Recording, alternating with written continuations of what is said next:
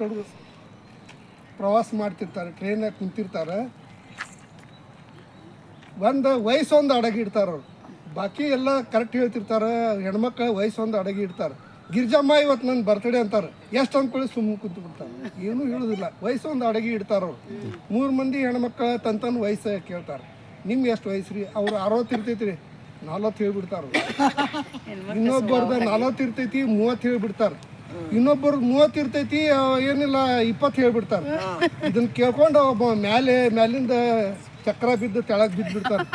ಇವ ಯಾರಂದ್ರ ನಾ ಈಗ ಹುಟ್ಟೇನಿ ಅಂತ ಹೇಳ್ತಾರ ಅವ. ಆತ್ರಿ ಅದ ಸ್ಟೇಷನ್ಯಾಗ ಒಂದು ತಾಯಿ ಮತ್ತು ಮಗು, ಹೆಣ್ಮಗು ಕೂಡಿ ಹೊಂಟಿರ್ತಾರೆ. ಈಗ ಪರಿಚಯ ಇದ್ದವ್ರ ಏನ್ರಿ ಎಷ್ಟು ಹೊರಗೆ ಅನ್ಕೊಳ್ಳಿ ಸ್ವಲ್ಪ ಮೇಕಪ್ ಮಾಡಿ ಹೋಗ್ತಾರ. ಏನ್ರಿ ಎಷ್ಟು ಸ್ಮಾರ್ಟ್ ಕಾಣತ್ತೀರಿ, ನಿಮ್ಮ ವಯಸ್ಸು ಎಷ್ಟು ಅಂತ ಹೇಳ್ತಾರೆ. 40 ಇರ್ತೈತಿ, 30 ಹೇಳ್ಬಿಡ್ತಾರೆ.